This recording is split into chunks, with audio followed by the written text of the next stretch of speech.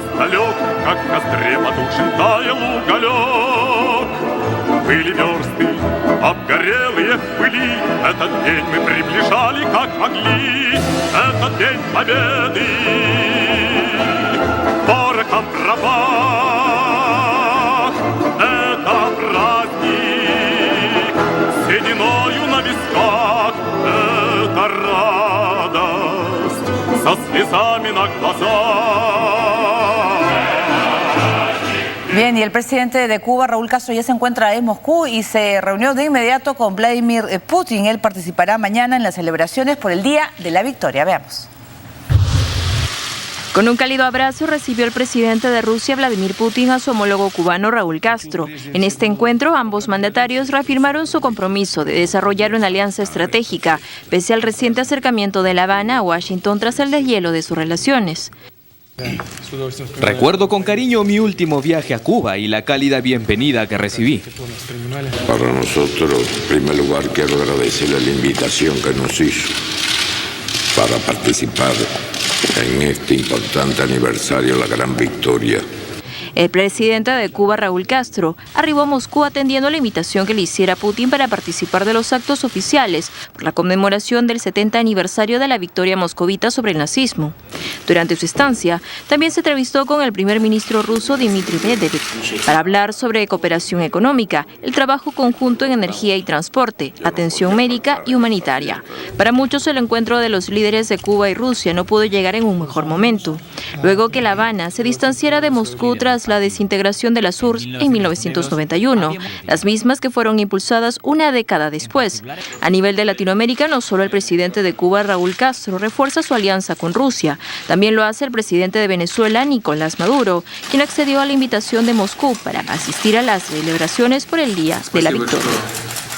Bien, seguimos con Rusia, que está afinando todo para las celebraciones por el Día de la Victoria este fin de semana. Rusia continúa con los preparativos del gran desfile que se realizará este 9 de mayo por el Día de la Victoria Soviética sobre los nazis. Este jueves han salido nuevamente por el centro de Moscú los tanques Armata, incluido el Armata T-14, considerado el más avanzado del mundo, junto a otros vehículos y equipos militares de la Segunda Guerra Mundial. Todos ellos decorados con los colores negro y anaranjado de la cinta de San Jorge, el emblema de la acción patriótica dedicado al Día de la Victoria.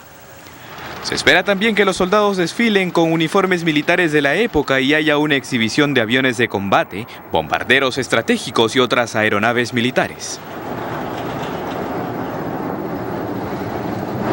En la ciudad de Volgogrado, conocida antes como Stalingrado, también se preparan para la celebración.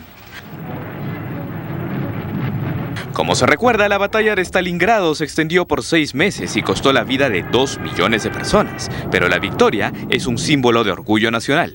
Así lo recuerda Vladimir Ananiev, de 92 años, uno de los participantes de este combate. Los defensores de Stalingrado tuvieron fe en la victoria. Somos el pueblo soviético, y en el momento en que creíamos que los alemanes nos matarían, en cualquier caso pensamos, lucharemos hasta el final. Y lo hicimos, cada uno de nosotros a su manera. Estábamos haciendo lo que suponía debía hacer. Yo puse 10.000 minas. En aquel entonces Hitler quería capturar Stalingrado para dañar la moral soviética, sobre todo debido al nombre simbólico de la ciudad, que hacía referencia a Stalin, y también para controlar los yacimientos de petróleo en el Cáucaso.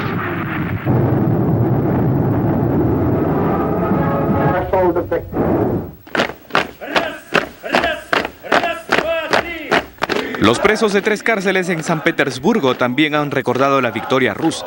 En este video distribuido por la autoridad penitenciaria local se ve a los convictos formando frases como 70 años y gracias por la victoria, cantando canciones de triunfo y lanzando globos anaranjados y negros.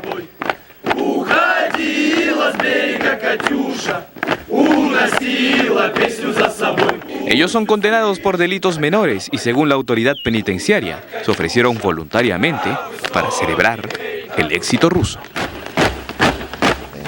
Así es, las celebraciones por los 70 años del Día de la Victoria, lo que marcó el fin de la Segunda Guerra Mundial, una fecha muy importante, sin embargo, que no va a estar presente los principales líderes de Occidente en Moscú. Sí, creo que lo que pasa es también que tener en cuenta algo. No solamente que no estén presentes, digamos, es un hecho relevante a raíz de todos los problemas que están viviéndose en los últimos años entre Europa, entre el occidente europeo y Rusia a raíz del conflicto ucraniano, sino que además también hay que tener en cuenta algo que no se conoce muy bien, y es que el final de la guerra tuvo en verdad, de la Segunda Guerra Mundial, tuvo dos finales. Un final básicamente predominantemente aliado, es decir, con los aliados occidentales en la ciudad de Reims, en donde se firma pues un acta que fue justamente el 7 de mayo, pero en 8 de mayo en hora de Europa Central.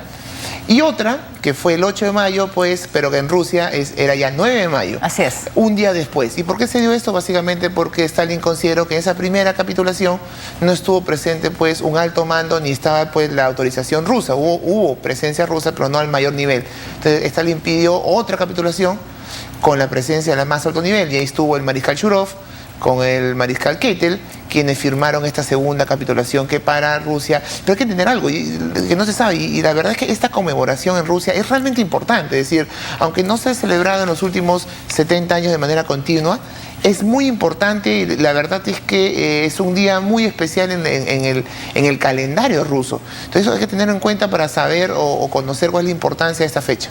Claro, porque había esa confusión precisamente de las fechas, porque el día de la victoria, claro, es del Ejército Rojo más los aliados, exacto, ¿no? Que juntos estuvieron y lograron la invasión a Alemania y la caída del régimen nazi. La capitulación, no, la digamos, capitulación, ¿no? Claro, pero eran dos fechas, y me comentaba una persona que conocía el tema, que era por la diferencia de horario entre, no sé, pues, de Berlín hasta Moscú, y habían fechas distintas. Pero es que ahora, 70 años después, Ucrania, el tema de Ucrania lo que ha hecho también es ahora mantenerlos, no sé, divididos, alejados, ¿no? Y es un tema que vemos que tiene una importancia muy fuerte, que ha hecho pues que no vaya, por ejemplo, Barack Obama, sí, ¿no? En otras circunstancias, estoy seguro que líderes occidentales habían participado de una doble celebración, digamos, el día 8 o 7 y el día 9 en todo Moscú. Junto, ¿no? Claro. Además, porque Moscú está haciendo, por lo que dice la información de los medios,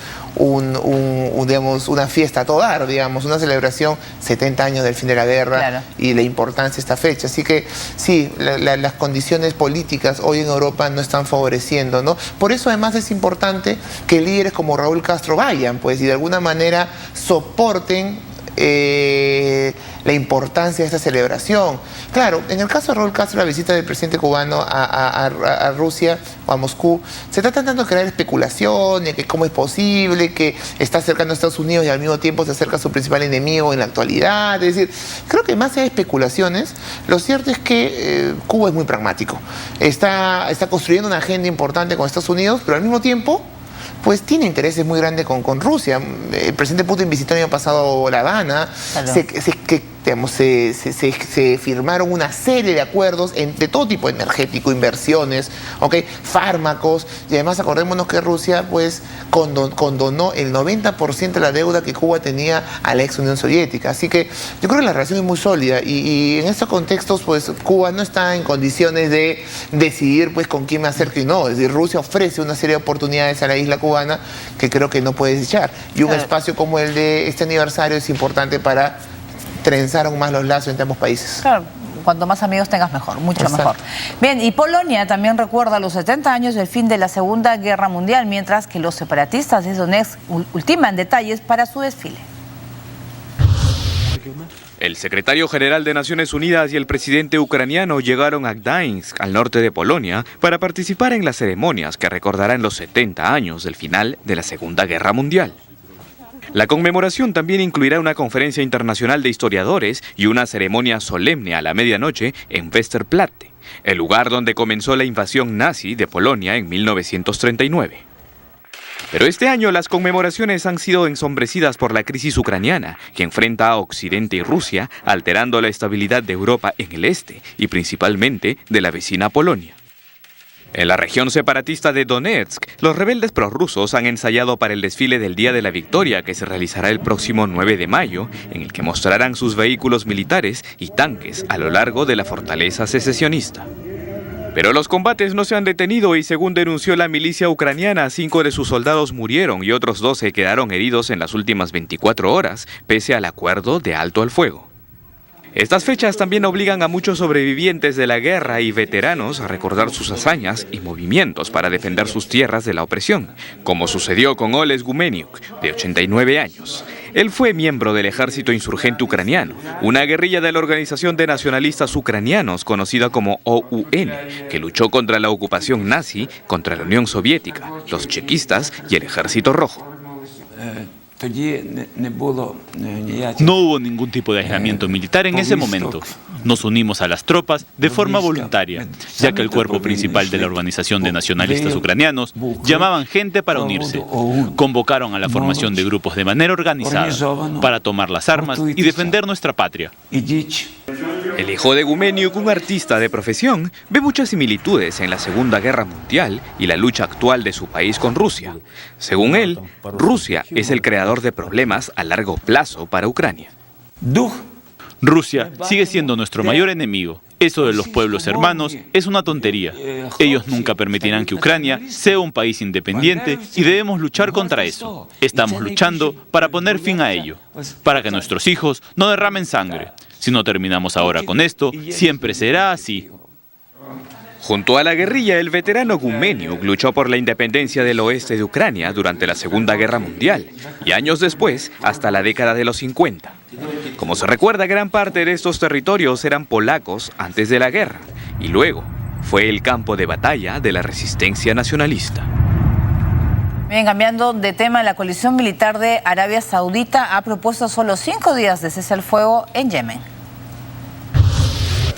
La coalición militar de Arabia Saudita, que dirige una campaña aérea contra los rebeldes hutíes, propuso este jueves una tregua humanitaria de 5 días para facilitar la entrega de ayuda a los civiles. En una conferencia de prensa, el ministro saudí de Relaciones Exteriores, Adel Al-Jubeir, acompañado del secretario de Estado de Estados Unidos, John Kerry, anunció que la fecha de este cese al fuego será establecida pronto. Al-Jubeir expresó que también dependerá de que los hutíes den garantías de no violar esta tregua. Estuvimos evaluando con su excelencia la posibilidad de un alto al fuego por un periodo de 5 días en el que se coordinará con las organizaciones internacionales la entrega de ayuda humanitaria a los hermanos de Yemen, siempre y cuando los hutíes y sus aliados se comprometan a respetarlo. Kerry saludó la iniciativa de Arabia Saudita y destacó que si los chiitas respetan esta pausa humanitaria, la tregua podría renovarse. Asimismo, hizo hincapié en que Washington intensificará sus esfuerzos para detener el flujo de armas hacia Yemen, en cumplimiento con una resolución de Naciones Unidas. Damos la bienvenida a esta nueva iniciativa para encontrar una solución pacífica a través del interés de un alto al fuego renovable, sin atentados, ni tiros, ni movimiento o cambio de posición de tropas para lograr ventaja militar. Kerry, que llegó a la ciudad de Riad el miércoles por la noche, se reunió con el príncipe heredero y el vicepresidente del Consejo de Ministros, Mohammed bin Nayef bin Abdelaziz. Después sostuvo una breve reunión con el presidente yemení Abd Rabbu Mansur Hadi. Ambos analizaron el actual conflicto que atraviesa el país y coincidieron en la necesidad de sostener negociaciones en las que participen todos los sectores involucrados. De otro lado, el portal de inteligencia estadounidense CITE confirmó la muerte de un oficial de alto rango de Al-Qaeda, Nasser bin Ali al-Nassi, su hijo mayor y otros yihadistas, quienes fueron abatidos por drones en un ataque norteamericano el pasado mes de abril en el puerto yemení de Mukalla. Se trata del terrorista que reivindicó en un video el atentado a la revista francesa Charlie Hebdo, donde murieron 12 personas. Bien, y el Comando Central de Estados Unidos publicó un video este jueves que pretende mostrar los ataques aéreos de la coalición en zonas controladas por el Estado Islámico en Irak. Según el CENTCOM, estos han ocurrido en posiciones cerca de Sinjar y Huwaiba y forman parte de la operación Inherent Resolve, que busca eliminar al Estado Islámico en regiones de Irak y Siria. La coalición que ha atacado Irak incluye países como Australia, Bélgica, Canadá, Dinamarca, Francia, Jordania, los Países Bajos y el Reino Unido y los Estados Unidos. Este último también apunta a Siria.